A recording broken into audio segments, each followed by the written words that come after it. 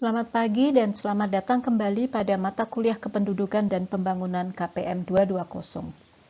Ini merupakan bagian kedua dari pokok bahasan 3 Pertumbuhan Penduduk dan Sumber Data Demografi. Bagian ini secara khusus akan membahas sumber-sumber data demografi dan kependudukan.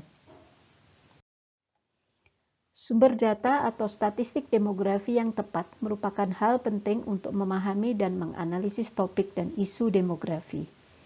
Sejak tahun 1970-an, ketersediaan data demografi telah meningkat secara dramatis sebagai akibat dari pertama, perbaikan dan perkembangan teknik pengumpulan data, kedua, perkembangan yang sangat cepat dalam komputasi, dan ketiga, pertumbuhan internet. Secara umum, data demografi dikategorikan ke dalam data primer dan data sekunder. Data primer adalah data yang dikumpulkan sendiri oleh para analis atau peneliti untuk suatu tujuan khusus dan karenanya merupakan data terbaru dan sesuai dengan kebutuhan analisis. Namun, pengumpulannya perlu waktu dan biaya yang tidak sedikit. Data sekunder merupakan data yang telah dikumpulkan sebelumnya, mungkin sudah diolah, yaitu ada dalam publikasi ilmiah atau berupa data mentah. Dengan demikian, analis atau peneliti tidak perlu mengeluarkan uang dan waktu untuk mengumpulkannya, bahkan bisa memperolehnya secara gratis. Namun karena dikumpulkan untuk tujuan lain, dapat terjadi bias, dan sesuai definisinya, data sekunder adalah data lama. Data demografi dapat dianalisis dengan menggunakan ilmu statistik dalam dua bentuk analisis, yaitu statistik deskriptif dan statistik inferensial. Statistik deskriptif adalah sekumpulan data yang dapat digunakan untuk menggambarkan suatu penduduk dan karakteristiknya, sedangkan statistik inferensial adalah sekumpulan data yang digunakan untuk meramalkan keadaan penduduk dan karakteristiknya pada masa kini dan di masa depan. Sebelum menggunakan data, seorang analis atau peneliti perlu memperhatikan validitas data, yaitu apakah data tepat untuk ukuran yang akan digunakan, reliabilitas data, yaitu apakah data mengukur dengan cara konsisten dari segi eksternal maupun internal, serta privasi dan kerahasiaan data, yaitu apakah data yang akan dianalisa sesuai dengan etika dan dapat dipertanggungjawabkan serta tidak melanggar kerahasiaan atau privasi. Dengan perkembangan internet, data demografi baik resmi maupun tidak resmi akan mudah diperoleh. Dalam hal ini, para pengguna data sebaiknya menghindari data yang tidak jelas sumbernya atau tidak dapat diverifikasi sumbernya.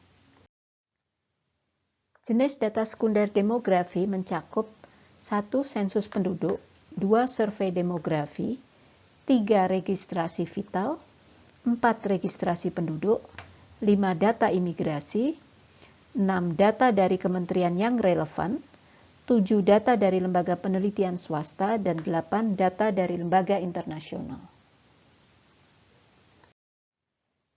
Sekarang mari kita pelajari sensus penduduk yang merupakan sumber data penduduk yang paling utama di negara-negara berkembang, termasuk Indonesia, karena di negara-negara berkembang sistem registrasi vital dan registrasi penduduk belum berjalan baik. Sensus penduduk sudah lama dikenal dan dilakukan oleh manusia. Pada awalnya sensus penduduk dilakukan untuk tujuan militer dan perluasan kerajaan dan perpajakan. Hal ini sesuai dengan kata sensus sendiri yang berasal dari bahasa Latin censere yang artinya menilai atau memajaki. Dalam arti modern, sensus berarti perhitungan penduduk yang mencakup wilayah suatu negara. Tabel ini menunjukkan sejarah pelaksanaan sensus penduduk di dunia. Perhitungan penduduk untuk tujuan militer dan perluasan pekerjaan dan perpajakan telah dimulai tahun 3800 sebelum Masehi di Babilonia. Sensus modern dimulai pada tahun 1666 di Quebec, Kanada. Di Indonesia, sensus pertama dilakukan di Jawa pada tahun 1815 oleh pemerintahan kolonial di bawah Raffles. Pada permulaan abad ke-20, hanya 20% penduduk dunia tercakup sensus. Kemudian meningkat menjadi 41% pada 1950-an, 1960-an telah 90%. Pada tahun 2014 diharapkan 99% penduduk telah dicacah. Tujuan sensus meluas kepada kepentingan ekonomi dan kepentingan-kepentingan lainnya menurut kebutuhan. Angka sensus hanya semata-mata digunakan untuk keperluan statistik dan tidak dibenarkan untuk digunakan sebagai informasi pribadi, misalnya untuk pajak. Sensus penduduk modern juga harus mengikuti aturan resmi yang dibuat PBB dengan definisi sebagai berikut. Keseluruhan proses pengumpulan, kompilasi, dan publikasi data yang berkenaan dengan data demografi, ekonomi, dan sosial pada waktu-waktu tertentu mencakup semua orang di suatu negara atau teritorial terbatas dengan definisi yang cukup jelas. Sensus modern mempunyai ciri kesponsoran teritorial yang terdefinisi dengan jelas, universalitas, simultanitas, unit individual, serta kompilasi dan publikasi. PBB telah mensponsori program sensus penduduk untuk anggotanya demi perbaikan sosial ekonomi. Dalam hal ini, perhitungan penduduk dalam suatu sensus dapat dilakukan dengan 3 cara.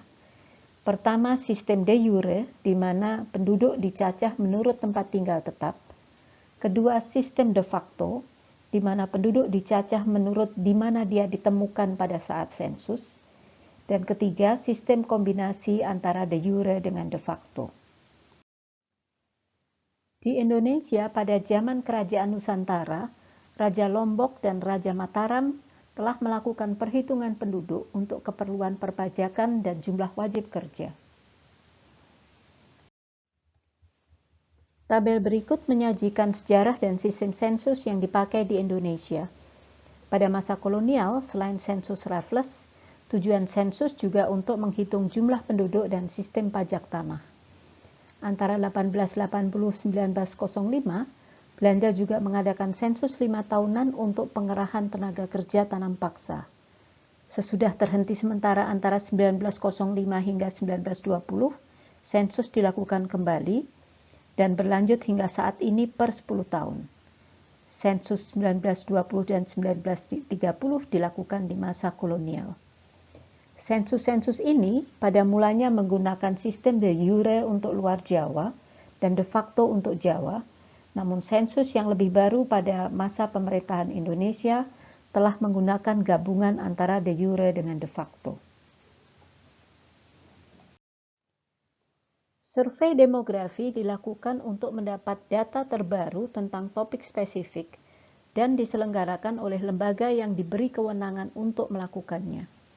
Survei demografi perlu dilakukan secara periodik karena kelemahan sistem administrasi kependudukan suatu negara termasuk Indonesia. Survei-survei demografi terpenting di Indonesia ada 4, yaitu pertama, SUPAS atau Survei Penduduk Antar Sensus, yang dilakukan oleh BPS setiap 5 tahun setelah pelaksanaan sensus penduduk untuk perbaharuan data sensus. Ini pada tahun-tahun 1976, 1985, 1995, 2005 dan 2015. Kedua, Sakernas atau Survei Angkatan Kerja Nasional untuk memperoleh data ketenaga kerjaan setiap Februari dan Agustus setiap tahun.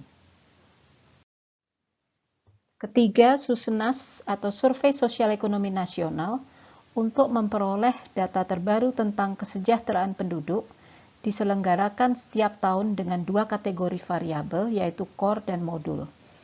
Variabel yang termasuk kategori core atau inti dikumpulkan datanya setiap tahun, sedangkan untuk variabel kategori modul dikelompokkan lagi ke dalam 3 paket. Masing-masing paket digilir pengumpulannya setiap 3 tahun sekali. Ketiga paket tersebut adalah: pertama, konsumsi atau pengeluaran; kedua, pendidikan dan sosial budaya; dan ketiga, kesehatan dan perumahan. Sensus keempat, IDHS atau SDKI, Indonesia Demographic and Health Survey, atau Survei Demografi dan Kesehatan Indonesia, untuk memperbarui data fertilitas, mortalitas, dan kesehatan diselenggarakan setiap 3-4 tahun sekali oleh BPS bersama Kementerian Kesehatan. Registrasi dibedakan antara registrasi kejadian vital yang bertalian dengan registrasi dalam bentuk pelaporan atau pencatatan kejadian-kejadian seperti kelahiran, kematian janin, kematian, abortus, perkawinan, dan perceraian. Sedangkan registrasi penduduk adalah sistem pencatatan yang dipelihara penguasa setempat di mana biasanya dicatat setiap kelahiran, kematian, adopsi, perkawinan, perceraian, perubahan pekerjaan, perubahan nama, dan perubahan tempat tinggal. Catatan dibuat bagi tiap individu dan perubahan-perubahannya sepanjang hidupnya. Pencatatan mengenai gerak penduduk antar negara dicatat di pelabuhan udara dan laut oleh petugas imigrasi. Mereka yang berangkat dan tiba diwajibkan mengisi formulir keberangkatan dan ketibaan. Beberapa negara yang telah lama dan tetap mempunyai sistem registrasi penduduk yang baik antara lain Swedia, Finlandia, dan Belanda. Di berbagai negara Eropa, sistem registrasi penduduk dimulai oleh kalangan gereja sekitar abad 16 ke 17. Di Indonesia sudah dimulai pada zaman Raffles tetapi tidak berjalan dengan baik. Hingga sekarang, seperti halnya negara-negara sedang berkembang, sistem registrasi penduduk Indonesia masih perlu pembenahan. Dewasa ini yang diartikan dengan sistem registrasi penduduk di Indonesia umumnya yang menyangkut pada pelaporan dan pencatatan kelahiran, kematian, dan migrasi. Contoh sumber data demografi dan kependudukan adalah sebagai berikut. Sensus penduduk 2010, data demografi dan kependudukan secara umum, dan sumber data survei bisa diperoleh dari website BPS. Data tentang keluarga dan KB diperoleh dari website BKKBN. Data tentang TKI diperoleh pada website BNP2TKI. Data dari laporan SDKI atau Survei Demografi dan Kesehatan Indonesia berbagai tahun dapat diunduh dari internet. Kemudian juga ada data dari Kantor Imigrasi, Disdukcapil, KUA, Departemen Agama, dan juga data-data yang berasal dari sumber internasional. Demikian pembahasan bagian kedua dari pokok bahasan 3. Sampai bertemu di kuliah selanjutnya. Terima kasih.